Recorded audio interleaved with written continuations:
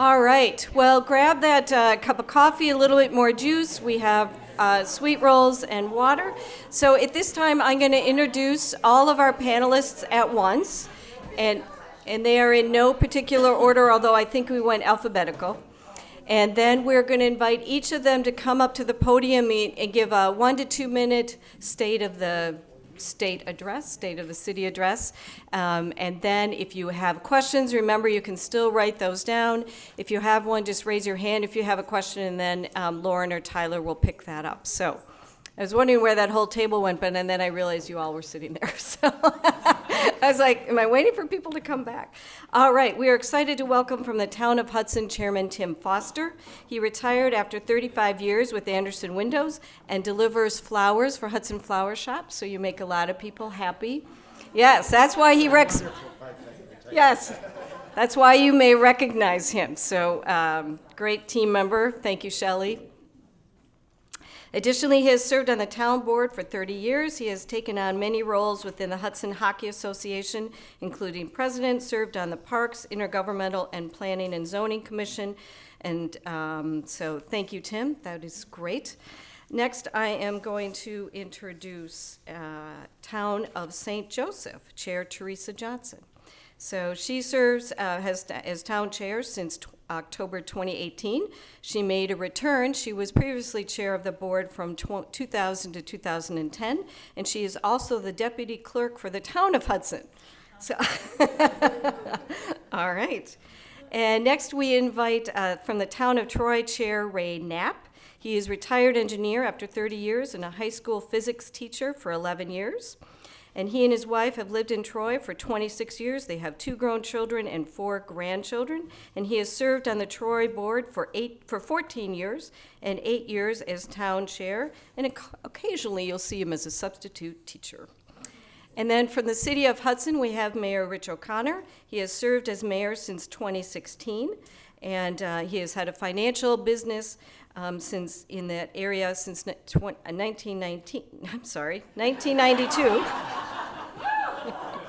Look, somebody said I know. Somebody said I've been here 30 years ago, so my apologies. Since 1992, he has served as a financial advisor. Since 2010, he has been owner of AdvisorNet. He and his family moved to Hudson in 1999. He was also a member of the Minnesota House of Representatives, serving 6 terms, and then previously worked for Citigroup and MI Wealth Management. So please join me in welcoming our panel this morning.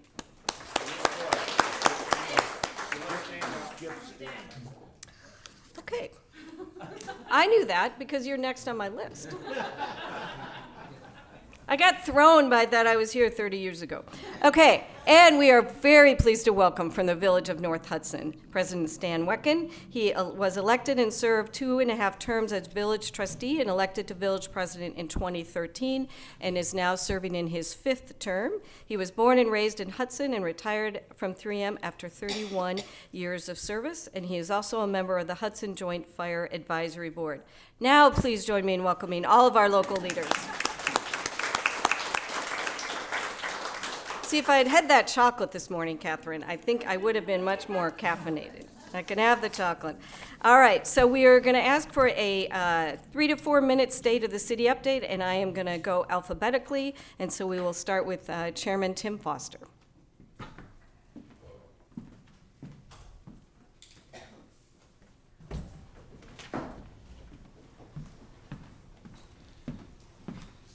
Good morning, everyone.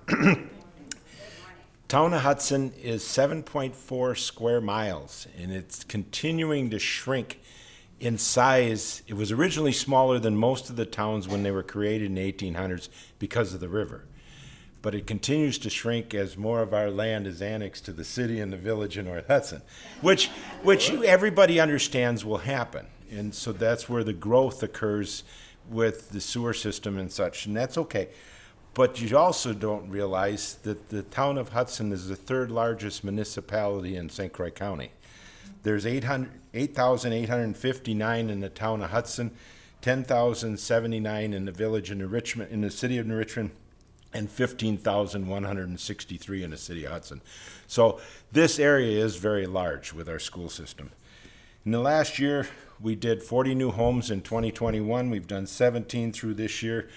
We've spent the last 2 years updating our ordinances, which needed some work. Currently, we're working with MSA to update our comp plan, which we haven't done since 2006. Major road work was we rebuilt LaBarge from Highway 12 to McCutcheon and Kelly Road from Highway 12 to Badlands Road, totally rebuilt them. A lot of those roads that were built that way were just, they peeled back the sod and they built them in the late 1800s, early 1900s. There just wasn't a lot of base put in them, and so they had to be rebuilt. The other thing we did was mill and overlay Zephyr Lane and Kingsway Road, and we, along with all of the other maintenance that we do with the seal coating and such, which is part of our budget. But the problem that we've got is all of our major road work has to be done with borrowed money because of the fact they've frozen our levy in the state of Wisconsin since 2003. I don't know if everybody realizes that, and I don't know how you're going to change that in the state of Wisconsin, because if they open that up, all of our taxes will go up dramatically. But we have to understand that roads currently at the level they got us at won't be replaced for 357 years. That's not a good thing. That needs to change somehow. The commercial and industrial development this last year, Stryker brand, it's that new building that's out right along I-94 out just east of the truck stop. They sell a lot of ice fishing gear, 75,000 square feet. They have 26 employees. They're moving from over by the bus garage on Schomer Drive to Commerce. They're moving in there September 28th. They'll have an open house on October 21st. He's more than willing to let you contact him and talk about it, and I'll get you his contact. They will have a showroom. Anybody that knows anything about ice fishing equipment knows that Stryker brand is really a nice product, and therefore they will allow you to come out there and purchase Monday through Friday, 9 to 5, right there at the site. Hunt Electric is the other one where Duro Bag used to be. They purchased that building. They revamped it. They've bought the land that went to the north that was also industrial. They put up a 250,000 square foot facility. The estimated completion date is January 6th of 2023. They currently have 50 employees and intend on adding another 100 in the next 2 years, both in production and office. So they're doing a lot of adding to this area for employment. The town of Hudson, you might want to know, is adding on to the building if you've been by out there. We're adding 1,100 feet to the east. That's additional office and vault space. And to the north is a 750 square foot storage facility. If you got any questions? No? You can ask me. Thank you.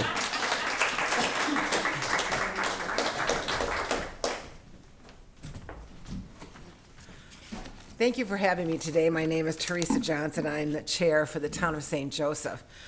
The town of St. Joseph is one of the fastest growing municipalities in this state, primarily because we are the gateway to the St. Croix River crossing. And we knew when that river crossing came through that growth would take place, and we positioned ourselves with a comp plan and a plan for the future. And it's starting to become a reality that we set aside land at the interchange that would become a business park. And the second inquiries on that and a purchase on that is now starting. So we see that as something that will be developed in the future, and we have a plan laid out for it, so we're very excited about that happening. Last year we had 39 new houses, among other permits, for over $18 million worth of new building in the town. It's coming fast and furious because we are probably the last area in any of these towns that has a lot of open land in the Hudson School District. We are divided between Somerset, New Richmond, and Hudson, but primarily, over half of the town is in Hudson, so those lots go for a premium price. We also have a fire department. Our fire department is a volunteer fire department. If you go by the town of St. Joseph, someone came out there yesterday and asked me, what equipment are you keeping in all those doors? And I said, that's all fire trucks and fire equipment. We just purchased a new truck that's going to be delivered next year. We bought it the first of this year, and it doesn't come for 24 months. That always surprises me when you put that kind of money out and it takes that long to come. We have an engineering firm that we have as a consultant for the town that really helps bring us through all the issues that are facing us. So it's not just a decision by the board. It comes with those people's expertise to help us. We don't have a lot of affordable housing in the town, and the reason being is that land prices are so high. It doesn't make sense, although we have now under our new zoning code, because we've now come out from underneath county and we're under our own, we do allow multifamily housing. But land prices are still too high to allow that. Most lots in the town go anywhere from 150 to 200,000 for a 3-acre lot. So unfortunately that, holds us down from allowing that, and we have no water and sewer. We did a sewer study, feasibility study with the mitigation funds we got from the bridge, and there's really no good place that makes sense to put this just because of where we're located. We're looking for, a lot of collaboration from everyone in helping us find businesses and entities that will work well with our town. I think other towns have done a great job of that. We're just stepping into that. I should also tell you we're on the end of an $8 million road project. As Tim said, we borrowed the money. We borrowed $7 million of it, and $1 million of it we had in the bank. You can't build roads in this day and age at the cost of what roads cost with what you're making on taxes. You just can't. Our levy limits prohibit that from happening. So the town of St. Joseph, we're on our third 10-year cycle of borrowing money. They started borrowing money at about $2 million, then it went to 3, then it went to 4, and now we're at 7. We're on the last bit of that project, which will be done in Holton. Holton had a flooding issue from how things were constructed on the Highway 35 interchange, and we are spending on about, I want to say maybe 8 blocks of road, and the mitigation that we have to do in the way the water drops down to the St. Croix will be close to $1 million to construct that. So that's a lot of money, but we're hopeful for the engineers' help that this will solve our problem there. But that's what things cost, and unfortunately for all of us who are under these levy limits, it's really a stretch to get these things done. We just finished up half of our new playground, took out all the equipment, put in all new equipment, and we still have about another $300,000 to spend on that. That's been budgeted, and it'll come in next year. And we did a big redo on our building and the ground and the water issues that we were dealing with on the building. And so that's all secure and tight and looking good. So we're feeling great that in the future we won't have to spend those monies on those things. So everything is a challenge. It always is on this business. So thank you very much for having me.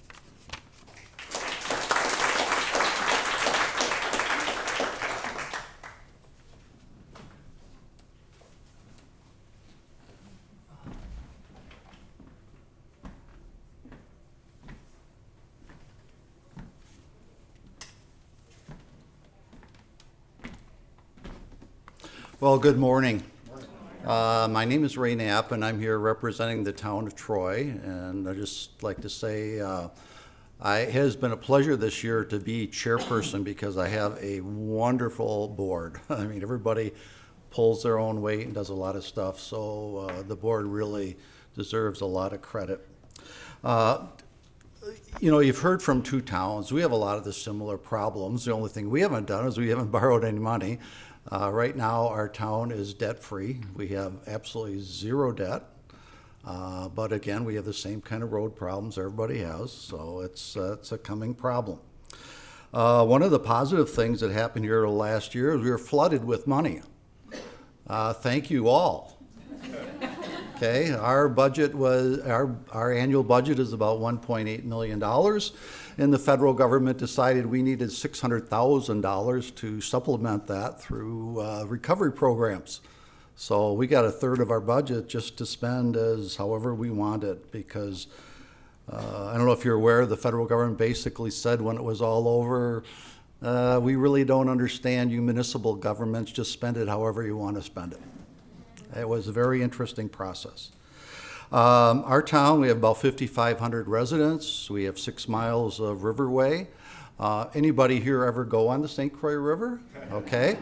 I will just challenge you with this. Over the last 25 years, one of the goals of the town of Troy is to maintain the scenic riverway. If you go south on the river and you look to the west into Minnesota, what do you see? Is it very scenic? Kinda. You look to the east and you look at Troy, looks pretty scenic still. So we really pride ourselves in trying to maintain what is supposed to be the scenic riverway. That's one of our goals. We don't have a lot of commercial development. Our commercial district is along Highway 35.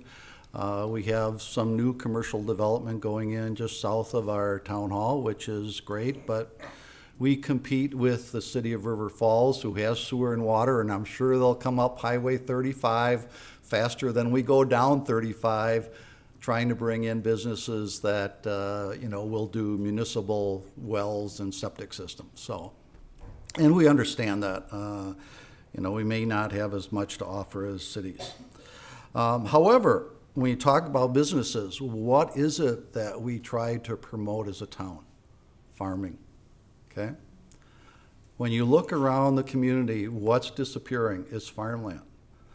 The town of Troy has a program that's called Transfer Development Rights. And when a developer comes into the town and puts in homes, as Theresa said, one home on every 3 acres of land is pretty standard. So if you have land that's ag res and you want a development, you can put a house on every 3 acres.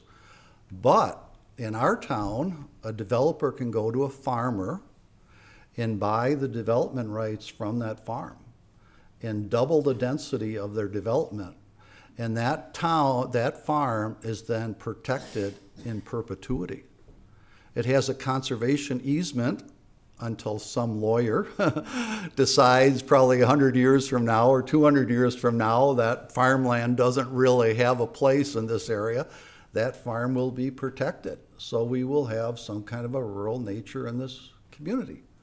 And that's one of our other goals, okay, is to protect farmland as we have development come into our community.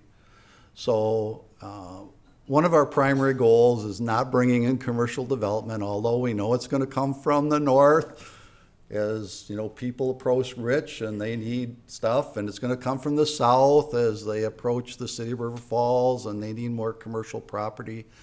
But our goal is to try and maintain farmland, protect the beauty of the river, and provide nice places for people to live. Okay, that's our goals. Okay, thank you.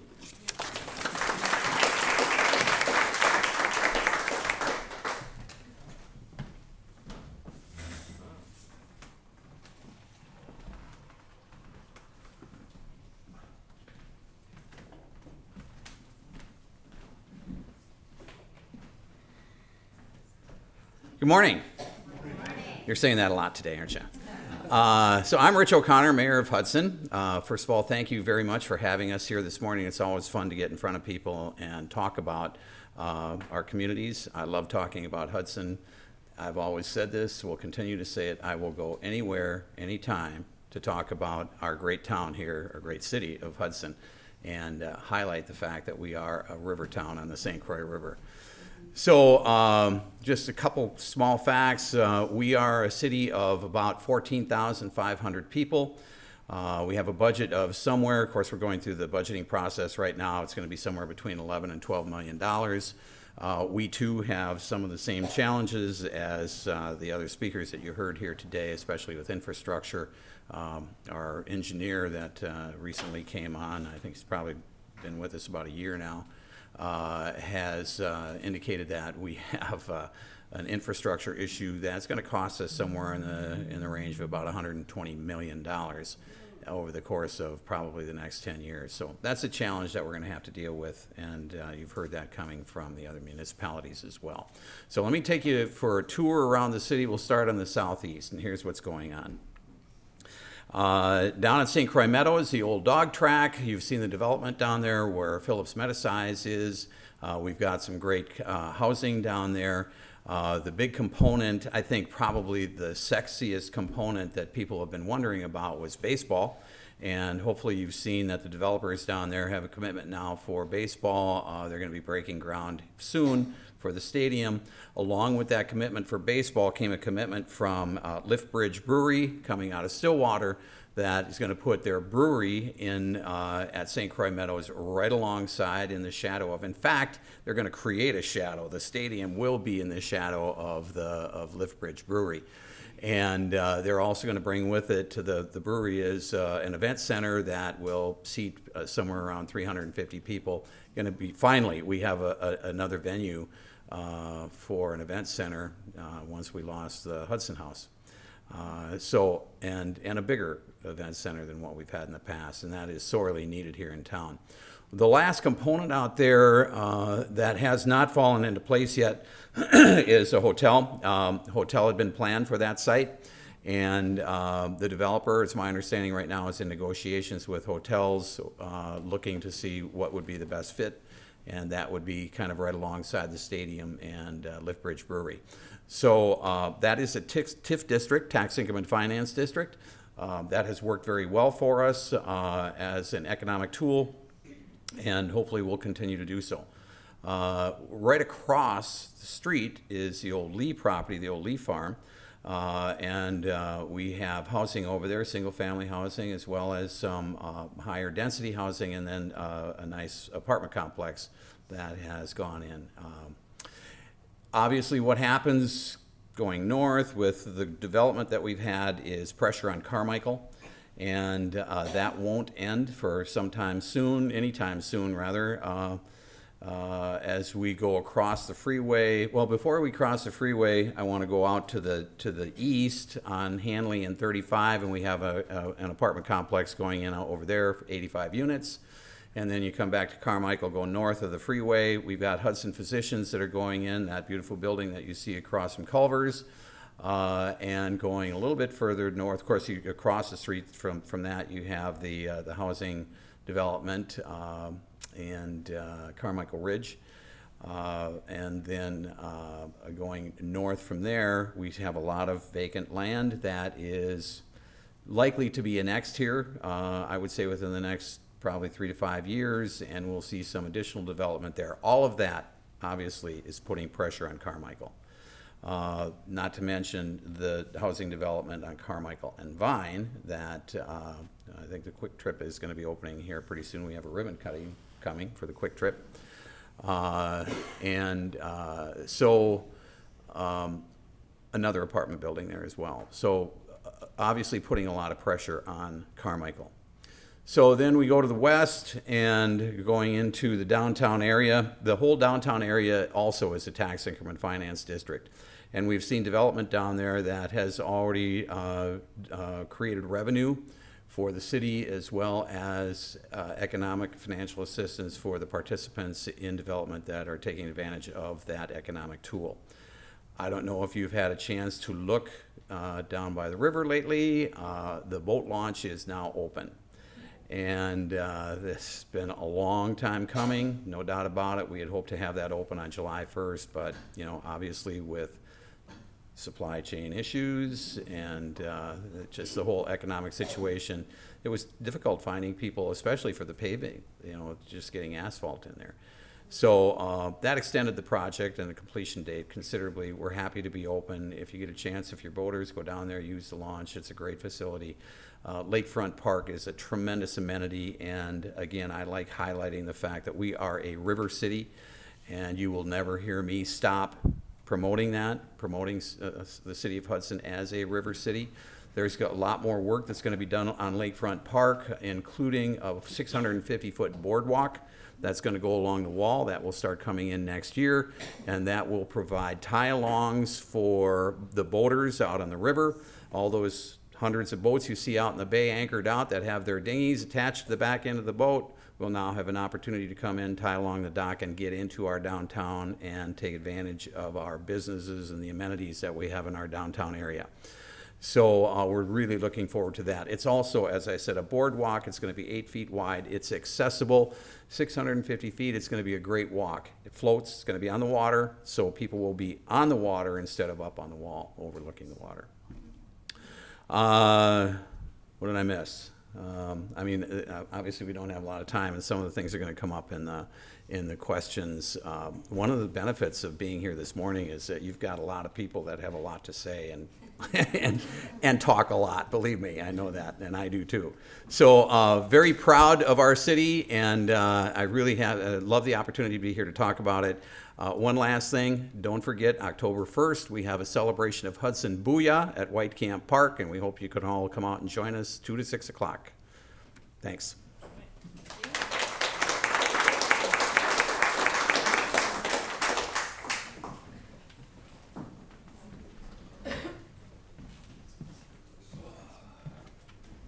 Well, good morning, everyone. Good morning.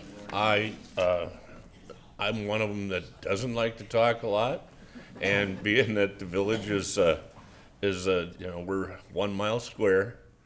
We've got 18 miles of road, and our population is about 3,800. And we haven't had a lot of activity. We're more than happy that the Highway 35 project is done. That was a disaster last year, but now the road going from the village down through Hudson is great. I mean, it's fantastic, but people aren't patient enough to want to wait for that kind of stuff. But now it's done, and there isn't a lot going on in the village this year. We just completed our reevaluation property taxes, and the tax base has increased significantly, as anybody that's done a reval has seen. The prices are I was quite shocked when I saw my assessment, but it's one of those. It's like, well, if you could sell it for that, would you? And I says, yeah, I guess so. So I mean, and so that's what's going on with that. In fact, we have our board of review meeting this afternoon. So anybody that would contest their taxes could show up there for board review. Another thing we've got, we haven't got a lot of development going on. We've got Derrick Ridges 3. It's up on the north east corner of the village, and there's still some home sites available there. We hope there'll be a couple more built this year, but I think it'll fill in for next year, being there isn't hardly any land to go around. And we are just about to, we had Wisconsin Street, which goes past Stars or the Malibu Inn and stuff. Anyway, familiar with that, we put in, that was the oldest sewer and water that we had in the village. And so we upgraded the whole infrastructure down on that, from 6th Street down to 3rd Street, and that project turned out outstanding. Let's see, we've got a little St. Croix Street. We're going to do a little mill and overlay to build up our roads. We're pretty proud of the way our roads are and the way we've kept them up in the village, and it is a tax issue if we have, to try to get everything done we'd like to get done. Let's see. Okay, a lot of people always ask, right, is Seasons ever going to open again? Well, it has been purchased, and they put a new roof on it, and after the guy got going through it, apparently it needs a lot of work down in the kitchen, so he's projecting now next spring probably have something in their restaurant, and we're looking forward to have that again. That was a great venue. And then I also get asked, what about Mama Maria's? Well, that one there is, I was writing, it's like, just put question marks, because we don't have any idea, or I've heard nothing that's going to go in there, so, but it is, commercial space that's available. And the only other commercial space we have available is across the road from Mama Maria's, and there's a few acres there that is zoned commercial also. Let's see, well, I don't think there's much else here. I guess I'll be ready to take questions if you have any. Thank you. So thank you so much. And based on the information you heard, it's probably not surprising that St. Croix County is the second fastest growing county in the state of Wisconsin, and it's projected to be the #1 fastest growing county within the next 5 years. So, All right, so thank you all. So we do have just a couple questions, and then I'm just going to invite our panelists to stay seated, and we're just going to go right down the line for this first question. So as I mentioned, St. Croix County is the second fastest growing county. So outside of growth in population, what do you think the communities should be doing to attract businesses, population, move, and how can the chamber help facilitate that growth? Oh, you're gonna kick it to me first. Okay. I think we all have to realize that the big portion that we all belong to here in the River Valley. And sometimes we forget that where the boundaries aren't really the boundaries. We all are focused on the same things. And I see in the town of St. Joseph that we have the capabilities to expand businesses and invite them in.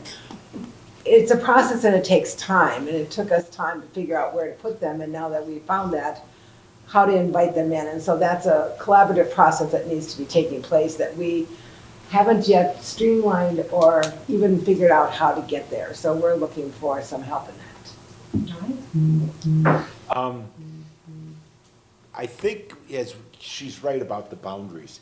And over the years, EDC was developed, the Economic Development Committee, and the reason for it was, she's right, when we want them to come to the western side of Wisconsin from the other side of the river, basically is what it boils down to, we're attracting them to this area, not to us as individuals. And so that was a tremendous asset. The other thing, as we were looking at it, Rich mentioned TIFs. I don't know if you know anything about TIF districts and how they work.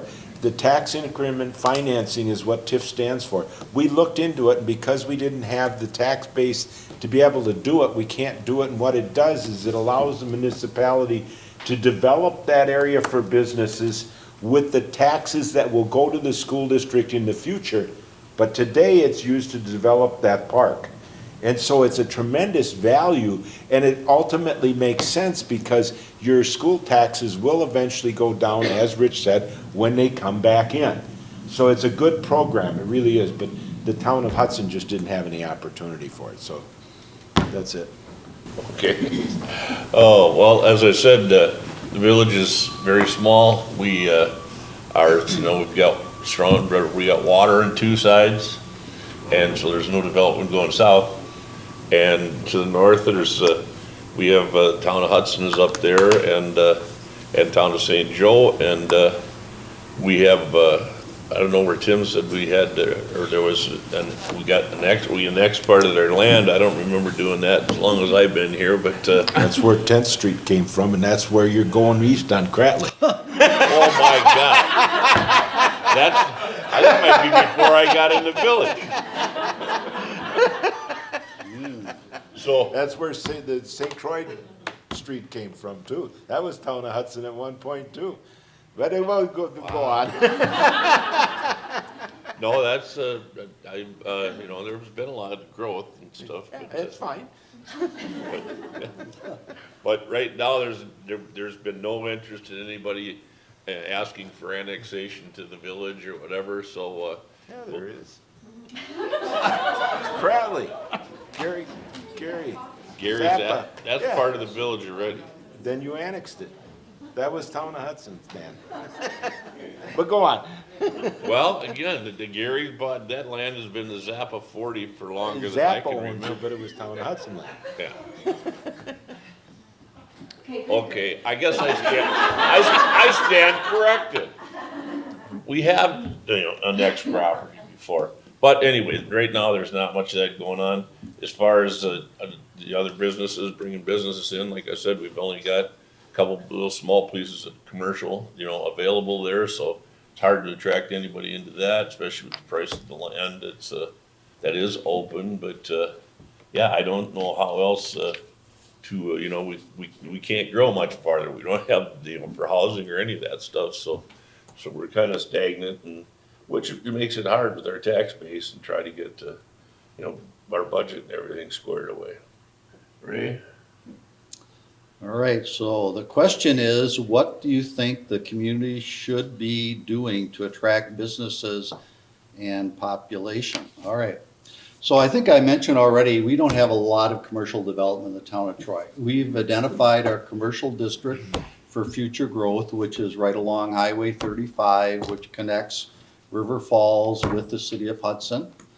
We have had a lot of annexation in the past, both by the city of River Falls and Hudson.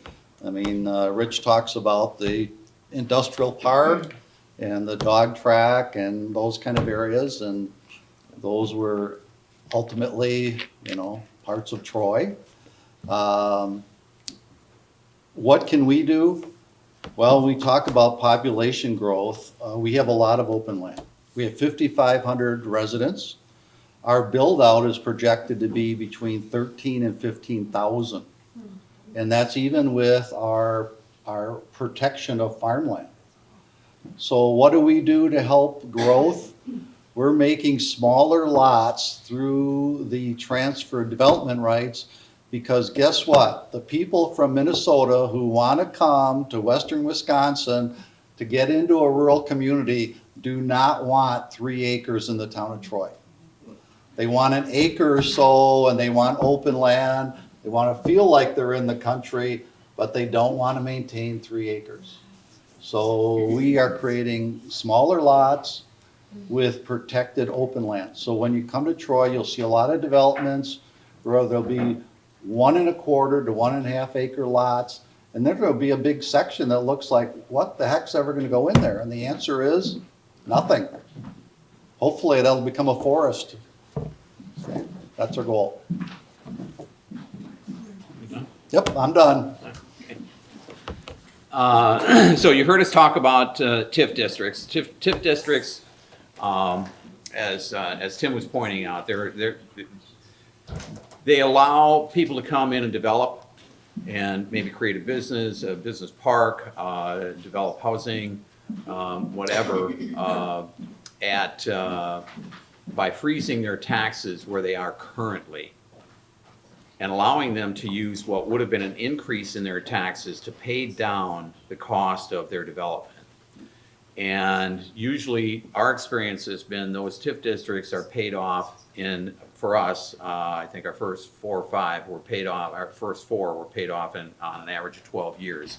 After that property comes onto the tax rolls in its entirety at its valuation, assessed valuation, which means a big boost to the tax base when those come online. And the boost coming from St. Croix Meadows will be enormous to all of the taxing authorities. So TIF districts don't affect just like the city of Hudson. They affect the school district, which is 50% of your tax bill. They affect the county. They affect the WITC as well as the city of Hudson. All of those communities have got to come together and agree to allow us to do a TIF district. All of those taxing authorities. And we've got great partners when it comes to that. So they all understand it. That's a great tool that we've used. We've used it successfully. We have 2 active TIF districts right now, as I said, at St. Croix Meadows, and the other is over at the downtown area. We are likely to have at least 1 more TIF district coming online, and probably 2 maybe while I am in this term of office for me, which is another 2.5 years. One of the things that we really want to do, and you hear this challenge, we all have a geographic challenge. And we are at our borders right now, our boundaries. We can't go anywhere west. You've heard Ray and Tim talk about the pressure that is being put on them coming from River Falls and from the city of Hudson for property. We generally do not go out as a city, as a municipality, go out and look for property to annex. It's developers, property owners that come to us. That's true. Asking to be annexed into the city. And so in collaboration with the municipality that they currently reside in, we talk this through and determine if annexation is appropriate. One of the things that was going to be annexed to one of the properties was the Wekkin property just south of the St. Croix Meadows. And they wanted to do a housing development there, but it didn't work out economically. So that process halted, and we never did annex that piece of property. Now, having said that, I believe that our industrial park, the city, municipality, it created kind of a quasi-governmental unit that went out and looked for land to annex to be able to develop an industrial park, and I believe River Falls did the same thing. River Falls is moving up Highway 35, and they've made it very clear that they are coming all the way to the Hudson border. And so it's just a question of where that border will be. And so I would say one of the things that we need to do for economic development to bring business in here is to expand or expand our current industrial park or create a new one. And I think that's something that you will hear something about in the future. Not that we have anything on the drawing board, but I think you'll hear me talking about it. I think it's something that we need to do, and certainly it would be great to have the chamber involved in that. How does the chamber go out and promote business? Tim said it, the businesses are probably going to be coming from across the river. There certainly will be organic growth right here, as you've seen with early on at the beginning with the introductions. And but the chamber could be talking to other chambers. Of course, you don't want to be going over there and grabbing their businesses, but that's what's going to happen. And their chamber is coming over here with members. The St. Paul Chamber, they have members from Hudson, and we have members. Our Hudson Chamber has members from over in Minnesota. So that's, I think, talking in other chambers and finding out what makes sense for businesses to come across. I think those types of communications and discussions should happen. Great. So we have some great questions, and I know that we all have a limited time. So what I might do is that if we are not able to get to the specific question to the specific panelists, I will reach out to them to get that question answered, and then we will put that in the newsletter. So one quick question that came across is what is going in where the Hudson House is? My understanding is that they are not able to announce that yet. No different, right? All right, so we can't announce that yet, unless you... No, yep, we can't announce that. Okay, so I missed that? Okay. So a couple questions are focusing on business growth and housing available for employees. So one of the questions we had talked about is just kind of, how do you all work together on issues such as transportation and workforce housing, knowing that some of your areas, you have the 3-acre limit or something, but so the majority of the growth of Hudson is ages 50 plus. What creative ideas do you have to ensure that households making less than $100K can have affordable housing here? I'll address it for our town. If you make less than $100,000, it's hard to move into the town of Troy. All you have to do is look at the houses that are being built, and as Theresa said, the value of the land, it is incredible. I mean, our lots are the same way. I mean, a lot is $150,000 to $200,000. I mean, when you start there, what kind of house are you going to end up with? You're going to end up with a $500,000 house. My kids moved into the town of Troy just 2 years ago, spent $600,000. I mean, they're in their 40s, they're well off, but $600,000 on a house. They're lucky. Yeah. That's $1 million now. Yeah. And I So think if you haven't been in there, it's, So the answer for the town of Troy is we have 2 mobile home parks. That's probably our affordable housing. Other than that, the price of land is unbelievable. it is true. And I guess, we don't have water and sewer. And that's a difficulty to have multifamily housing that's gonna be affordable to someone who makes less than 100,000. Like Troy, we have a trailer park also. That's our affordable housing, unfortunately. And I know there's been a lot of talk about how do you change that climate. I don't know that you can. I have 160 acres coming into the town on a major development just north of the town hall. It'll be in next year. I know what they paid for that land. First of all, I'm surprised they got it as cheap as they did, but there's no way those lots are gonna go for less than 150,000. And those lots will be less than 3 acres because they will have covenants on them and controls on them because of the beautiful area that this is in. But that's what the market is pushing. The most expensive house we had built in the town was last year. On 2 $250,000 lots, they built a $2.5 million house. That's unbelievable to me. We were at $300 million valuation 10 years ago. We are 4 million shy of 1 trillion this year. That tells you where the prices are going. So for the city of Hudson, I mean, obviously, we all agree that the price of land is sky high. When we talk about affordable housing, it's a question of how do you define affordable housing? Clearly, there are no vacancies here. Vacancy rate is very low. So is it affordable? It is to some people. And, so what do we do? The city, as I mentioned in my original discussion, I mean, we have built or are building, right, not we, but developers, 3 large apartment complexes in the city. And so, I mean, that's where we're going with trying to create some type of affordable, if you want to call it workforce housing. There are 2 housing projects, I forgot to mention this when I first started talking, 2 housing projects for the downtown area that are on hold right now because of variance necessities that they have. And, one is 35 units, I believe, and the other is, and that's the Girard property where the scuba shop is on 2nd Street.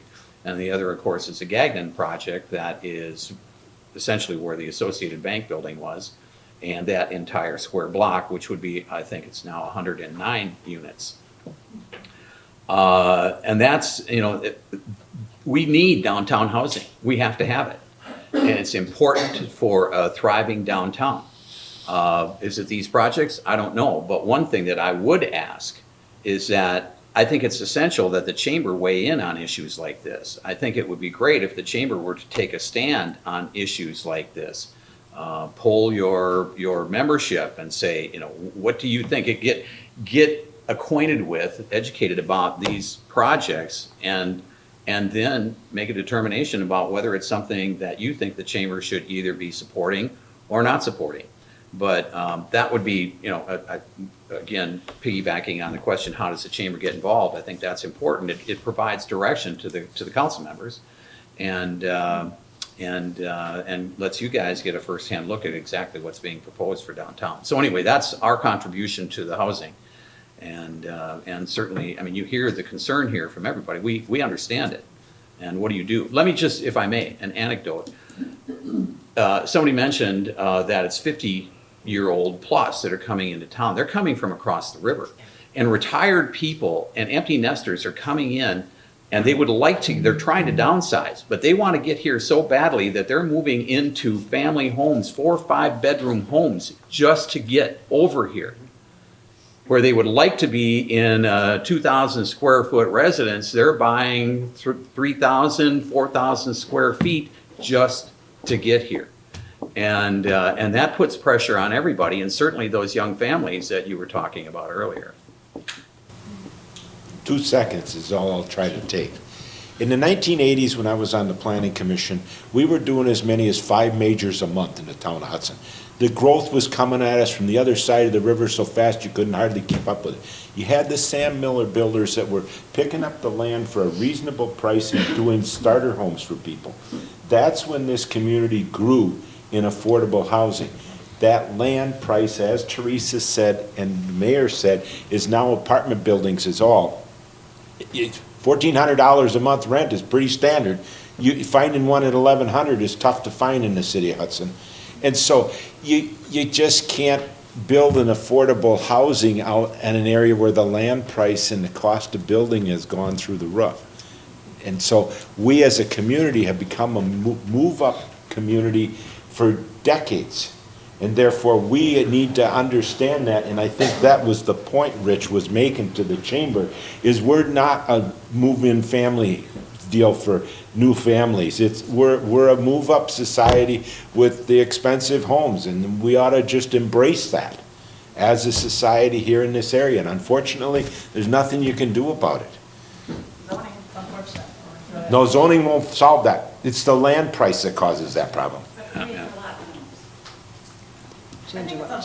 But going down 1 acre doesn't make any difference. It doesn't. When the land, I bought 20 acres in 1976 for $16,000. What's it? $150,000 for that 1 acre lot now. And zoning it down doesn't make the price drop. It doesn't. It causes it to go up in the value. It really does. And so as a community, we need to understand that. I'm not from this community, I live in Apple Valley, but my question to you guys is then how do you feed this community for the future? Like, if you don't have affordable housing for people to move in now, you're just expecting people to uproot their families from other communities and bring them here for high school and the future for their kids? Like, I'm not going to do that for my family. I moved to my forever home when my kids were young and established for their schooling when I could afford to get into a house that was comfortable for us. I'm not going to be moving my family when I can afford to move into a $500,000 house. What I tried to explain to you is what's happened for the last 30 years. Not because we wanted to do it, No, that's what's happened to I this understand- community. I understand that, but what I'm saying is that just saying that's how it is isn't probably the best solution. I urge you to think outside the box and figure out a solution that can draw younger families to this area so that you guys have a feeder solution to bring the families that will help this community grow from the ground up and not just outgrow your community so that there's nothing left when, you all are gone.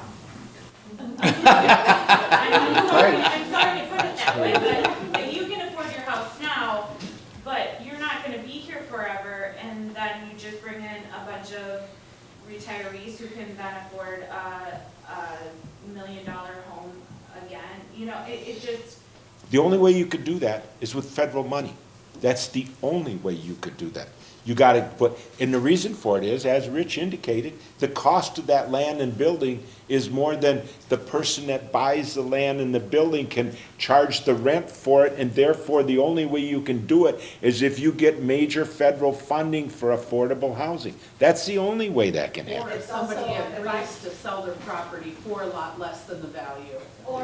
Who's willing to do that? No one makes smaller lots. Also, there's a commitment by the towns that are all here together that care about this issue. If there is some type of a collaboration for not only new people coming into our communities, but the people who live here already shouldn't be forced to leave their own home, the small rural community members who've been here. There has to be a commitment, and there are tax increments, and there are federal dollars, but there are also responsibilities as a business community. If we're bringing in workforce housing people, if we're supporting our local workforce, there are solutions. I think it's up to all of us, and to say there's nothing we can do is really unfortunate, because I think that I hear voices here that saying there is an interest and there is a need, so Well, and I would encourage that. You're right, it probably needs a collaborative effort. And you also have to understand what the infrastructure of a lot of towns are. Would you like to know how many full-time, we have 5,500 residents. Would you like to know how many full-time employees we have in the town of Troy? How many? Yeah. 2. Okay, and I appreciate, So, you know how many, no. St. Clair Valley Habitat has 3, Yeah. and so we have more than you, so Yeah. maybe we're super lucky, but So- we're trying to address affordable housing, and so I appreciate No, where you're coming so- from, but we can't afford your town. Right, so this There's no is, way. you know, this is the, and I say that only because we're almost volunteers at a town level, okay? Thank you very much for that. You know what I mean? I really It's, appreciate that. we're not professionals at this, you know, and I read the paper. I'm one of the few people that actually reads the newspaper, okay? And I was just reading the St. Paul paper recently about what they're going through with their rent control. And I'm reading that article and I'm thinking to myself, what the heck? I mean, if a city that size cannot get their hands around how to manage low income or affordable housing, think about my ability to do that. You know what I mean? So I absolutely appreciate what you're saying. So it probably does need some kind of a collaborative effort that says, okay, this is out of control, land prices are too high, you know, cost of building a home is too high. We just went through a revaluation. I'm disturbed by the fact that my assessor called, he said, just so you know, When they get their reassessment, it just went up 48%. 48%. You know what half our residents are gonna do? They're gonna call in, they're gonna say, does that mean my taxes just went up 48%? Right. You know, it's just like, that shows you how this thing is just going. It's just like, You know, Mary Claire, one thing I hear that I feel really good about is I feel like the language has started to shift. And I really appreciate, Mayor, that you're talking about workforce housing. I think when we used to talk about low-income housing, it was easy for people to dismiss that as, that's people who aren't working. They like, what? And then even when we say affordable, I don't think people grasp it, but when we're talking about workforce, that's great if people want to move here from the cities. Somebody has to serve your meals at St. Pedro's. Somebody has to drive the fire truck that comes to your house. Somebody has to take care of you when you're in the like there's, I mean, it's not, we can't do this because people won't keep coming to live here if there aren't workers who make their lives here great. And so I think we're moving in the right direction, and it'll be easier to get folks on board for collaborative conversations when we position it that way. That we're talking about workforce housing here, not handouts. And that's a separate conversation. But and what a town does in part of this process, if you ask the mayor, where is one of these apartment buildings being built? It's being built on land that was just annexed from the town of Troy, just here in the last year. So, you know, what do? We go, hey, it makes sense. We're not gonna fight this annexation, and we now have an apartment building that borders right up to people who have larger lots. Do you know what the people who have those larger lots think about having an apartment building next to them? You can imagine, right? The property that was right south of the school. Rich and I had many conversations about that, and I just said, you know, understand what we need to do. We're sensitive to that. The city has the right to annex that. But I said, I'm getting all kind of calls from the people that live right next to that say, I have 150 people or 150 homes going on a street that only has 12 homes right now. Why isn't the town fighting this? You know, I hear you say, but imagine what those people, when they bought their house 20 years ago, and they now have this house on 5 acres that's now going to sit next to 150 acres. And they're going like, gosh, is this fair?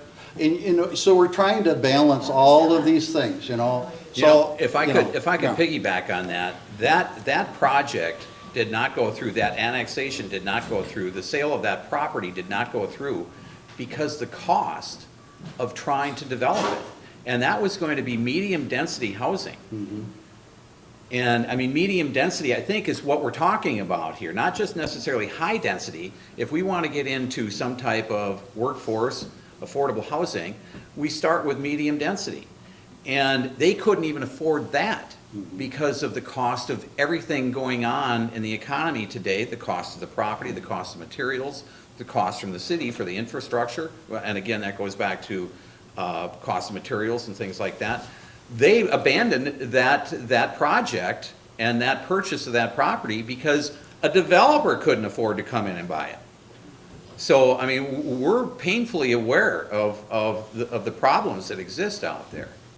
So I think this is a great segue into that. I mean, we could, I think what I'd like to do, because I know there's a lot of organizations having conversation about workforce housing and how do we make a plan and doing surveys. So what I'd like to do is have us gather again just on that topic and invite our local leaders back and some other key players to the table to have that conversation, because it is an issue.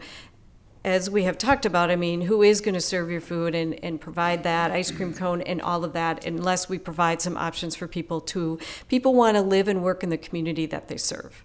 And they want to get engaged and they want to stay here. So, I mean, we have to have that conversation. So I so appreciate the comments. For those of you who did not get your questions answered, I will reach out to the panel of speakers and get those back, and we will post that in the newsletter. Can we see Tim and Stan arm wrestled out for the end? Okay. I don't know about that, but we're going to allow 2-minute conversation, 2-minute closing. I think we don't have that. So please join me in giving a round of applause to our local leaders and and their leadership and the tireless hours that they spend in meetings. It is, it's not a high-paying job, but we so appreciate their leadership. Thank you so much for being here today. Thank you to Midwest One for sponsoring. Thank you to the Phipps and to San Pedro for catering. Thank you for your investment in this chamber and in this community, for your care and concern, and look for another forum for us to further this conversation on this topic. Thank you so much. Have a great day.